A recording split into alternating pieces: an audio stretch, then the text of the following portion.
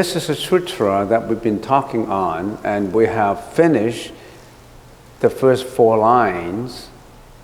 Avalokitesvara Bodhisattva, when practicing the profound prajna paramita, perceived that the 5 skandhas are empty, and thereby became free from all suffering, because we have been attaching to the 5 skandhas. That's the reason why we have gone through all this suffering. For those who are here for the first time, you probably don't know what the 5 skandhas are. The 5 skandhas is you, is me. Every individual, every being, every sentient being is nothing but the 5 skandhas, which is a combination of the body and the mind. Who am I? In studying the Buddhist teaching, it's very important to know, who am I? Where did I come from? Why was I born? And where would I go after I died? So the Buddhist teaching is not just about a faith that you believe in. It's about yourself. It's about how to lead a happy life, not just for yourself, for all individuals surrounding you, relative to you, and not just about the present life. It's about how to deal with death and deal with the life thereafter if you haven't gone into nirvana. And what is nirvana? Of course, you have to know more about it. The 5 skandhas is worth repeating. Who am I? Who are you? If somebody asks you spiritually, who am I? We are nothing but the body, number 1, rupa in the Sanskrit language, and the mind. The mind is 2, 3, 4, and 5.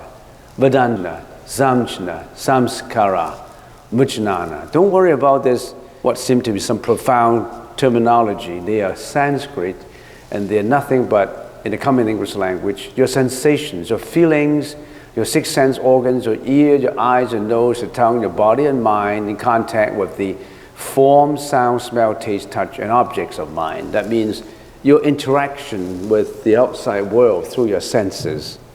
The third one is samjna, which is after you have perceptions, you have conceptualization. You conceptualize everything. And then you think about everything. You flash back, you have your intention, you create analysis, you create discrimination in your mind. And all the mentality system, which is your consciousness, what happened to it? Where does it store? And how did it get into this life or previous life or next life?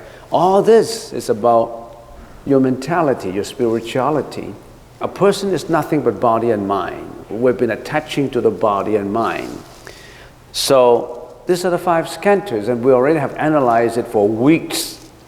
I'm just giving you a brief review on what we've been talking about for weeks on every one of this title, every one of this meaning. Last time we said, what is emptiness? We say, something is empty. Don't attach to it. Let it go. Don't let it affect you. It's empty anyway. In the Buddhist terminology, emptiness is sunyata. In the Chinese language, it's translated as kong. On the beam of a monastery, it's always said, you're entering into an empty door. So why is it always called empty? And what is the concept of emptiness? That's the concept in the Sanskrit language of sunyata, and we've been talking that everything in the world is no inherent existence of everything. Everything is relative. When we talk about everything is relative, what do we mean? Some people just say, relative, I'm rich, you're poor, so we're relative. I'm tall, you're short.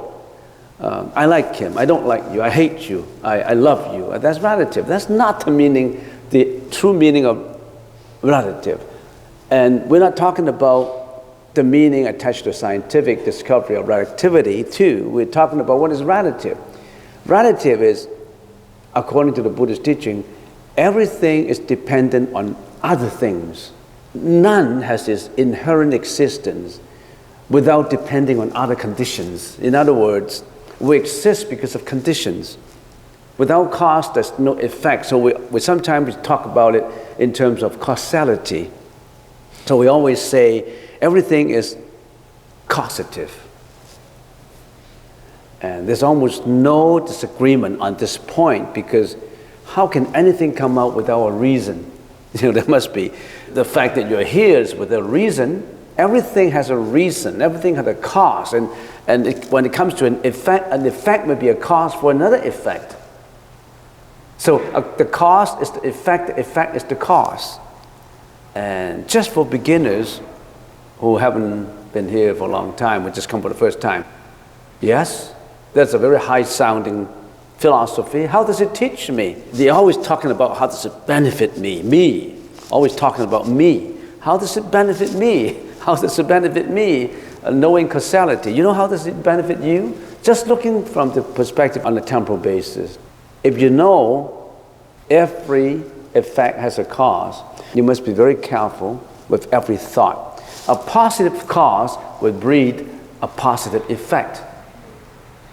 A negative cause would have negative effect. You always sink into inferiority complex all the time, involved in that thought, you will habituate yourself by thinking that way, and it will lead to what? Fatal consequences of you name it.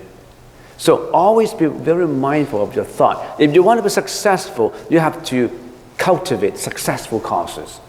So causation, remember, emptiness means relative causation condition, and all things are non-self. That means you don't have an inherent existence. When I say you don't have an inherent existence, is you exist not because you have an inherent right or an inherent nature of existing by yourself. You're dependent on many things. You're depending on your parents coming together for your production. You're depending on your health to keep you going. You're dependent on many things, and none of that thing has an inherent existence. We call it asvabhava in the Sanskrit language, as a non-self. But we always think in a different way. We always think that this is me, I.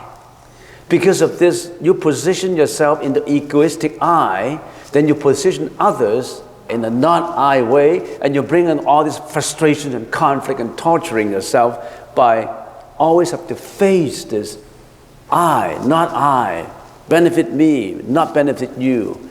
How does it benefit me? Everything is I, you, me, they, him. It tortures your thinking with conflict and frustration, because you're always working towards that conflict of I and me and ego and you and all that. You have to know nothing has an inherent existence, non-self, and all things are impermanent. Because of causality, conditions come together, it exists. Conditions don't come together or disintegrate, it doesn't exist. Everything changes. Nothing stays the same. A Greek philosopher, Heraclitus, an ancient philosopher, said, you could not step in the same river twice. In other words, you're stepping on that river, you take your foot up and you step another time on the same river. It's not the same river anymore. It's flowing, changing and changing. Nothing stays, but in our mind we always think everything stays. Because that is a fictitious phenomena telling you or confirming yourself in your mistaken belief that everything stays.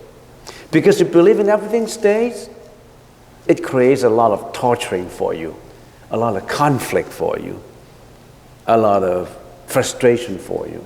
I always give the example, if somebody scolded you with dirty words, ugly words, those words already disappear in the air, but it still stays in your ears, stays in your heart, stays in your mind, and you agonize on it. And you want to revenge, you want to do everything you want to get back, quote unquote, egoistic self-respect. Because you believe in that sentence to stay all the time. But that sentence is gone, non-staying, nothing stays. Next, because of impermanence, the individual experiences suffering. We experience suffering because in this world, nothing is permanent, everything is changing, but we don't recognize it, of course. We have to learn to recognize it, though. Why are we meditating? Because when we're faced with the reality, we're being led away. We're being led away by all these environmental the outside objects that we think it is permanent. We may think when we believe in a philosophy, but then every act you do, every thought is acting on the basis of looking for staying, looking for permanence, looking for inherent existence, looking for self-benevolence. So we're meditating. One of the many reasons why we're meditating is we're training our mind to think in those terms. Learn to focus on these terms. Don't be led away by objects. Don't be led away by outer surroundings. Don't be led away by words of scolding. Don't be led away by quote-unquote beautiful things that arouse your sensuous feelings. Don't be led away by pleasant feeling, unpleasant feeling, anger, hatred, jealousy, disappointment, depression, inferiority complex, superiority complex, because you're being led away to think in your habitual thinking. You don't know these things. You know them when I'm talking. You know them when you're reading. You know them when you take a course of philosophy. But when you act, when you speak, you're not reacting with that kind of understanding in your mind. It happens not just to you, to me, to everybody. That's why we are always faced with frustrations and suffering. And when we deal with causation, we're always dealing with not just the horizontal dimensions, which is things. Things we see, things we hear, things we touch, not just horizontally with space. We're also dealing with vertically with time. When we're dealing with time, we're dealing with the past, the present, and the future. We always attach to the past, worry about the future, and attach to the present. And even that is causality. Nothing stays. Your past is gone, not anymore. Your future hasn't come. Your present takes in every second that's passed. As Heraclitus said, your footstep into the same stream. When you take it out and do another step, it's not the same anymore. So, cause and effect is the law of causation. If there's a cause, there must be an effect, and vice versa. All dharmas, or everything, all dharmas and everything, arise, abide, change, and cease according to the law of cause and effect. Each cause and conditions has three moral qualities: goodness, evil, and neutral. And unfortunately, we're always breeding evil thoughts, evil feelings, and you don't know about it. We don't know about it. All phenomena arise because of the mutual relationship of countless causes. In the Sanskrit language, we call hetu, and conditions. In the Sanskrit language, we call it pratyaya. When we talk about causes, causes are direct and conditions are indirect. In between cause and an effect, there are conditions. Some conditions are maturing, some conditions are paving their way for maturity. So whether a cause would be successful, come out as an effect, depends on the conditions. And if they are good causes, you got to cultivate good maturity for conditions. You know how some people become successful? Because they have this cause and they want to cultivate all kinds of conditions to speed up, to expedite it into an effect. So if you have the cause, if you have a determined mind that you want to get an A+ in examination, you already have that determination. That's the direct cause in you. But you still have to study hard. You still have to read your textbook. You still have to attend your lecturings. You still have to make a lot of work. You still have to create a studying environment. And those are the conditions. You have to cultivate those conditions. For failure people, they don't cultivate those conditions. They just have that determination, but they never work towards it. They never open up conditions. They never plow the land. They never fertilize the land. How can they have any fruits? So you really have to build up all these maturing conditions, and if they're not mature, working your conditions towards maturity until you have that effect. So in the true Buddhist mind, there's nothing that you cannot do.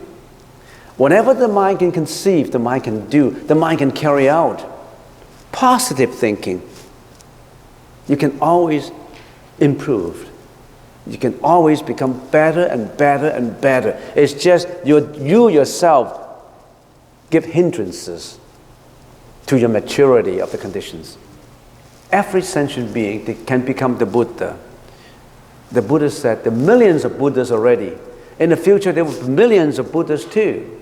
You have that Buddha nature in you. You have that pearl in you that has been covered up by dust and dirt. This dust and dirt, your mental afflictions, your jealousy, your hatred, your karmic energies, all cover your internally brilliant pearl. And when you eradicate all this dust and dirt, clean it, year after year, life after life, one day, it's all shining. It all comes out. And that's why there was a monk who attained enlightenment. He uttered a poem. He said, I have a pearl inside of me. It has been covered up by dust and dirt for millions of years. Now it's all revealed. The brightness is one brightness. No more dust and dirt. I've gotten into nirvana. I've become the Buddha. So you become the Buddha. You have that ability. But you don't recognize it. Even if you recognize it, you're not working towards it. You still hang on to fame, reputation, jealousy, hatred, ego. And sometimes we always think, oh, those who have high knowledge, PhD, those who can think very properly, those who can think very philosophically, would they become the Buddha? Knowledge is acquired. Wisdom is from the eradication of the dust and dirt. So in other words, scientists may not have any wisdom at all. He may have created an atomic bomb just to kill his enemies. And for people who can collect, in some country, can collect all the dirty oil together, industrial oil together, and refine it into domestic use oil, they must be highly efficient and knowledgeable in chemistry. But what did they create? They create oil that is refined from industrial oil, throwaway oil, and refined into domestic oil, and they make billions and billions of dollars out of it. They must be highly intelligent. But they have no wisdom. They are killing the health of all sentient beings. And how about people who manufacture powder for the babies? They kill the babies. Those people have a lot of high level, chemistry level, to do something like that. Hitler has very high knowledge in regimentation, in maintaining armies, in speaking, in presentation, in writing. But how many Jews he killed? 6 million Jews, not to say all the others non-Jews. He didn't have wisdom. He had the knowledge, but he didn't have wisdom. So don't think about, oh, I'm just a high school kid, I'm just a high school, but you can still work towards the perfect wisdom. That's what we call prajna. Prajna. When we're talking about suffering, because when we know the 5 skandhas, when we work on our 5 skandhas, our body and mind, and we come to a nirvana level, what's the effect of it? The effect of it will be away from suffering. What kind of sufferings we have? A lot of people are living in suffering and they don't even realize they are suffering. Because they only react with emotions to the suffering. When they suffer, they just cry. They just become mad. They just become disgruntled. They blame the whole world for their suffering. They blame their mom and dad. They blame the family, the teachers. They don't blame themselves.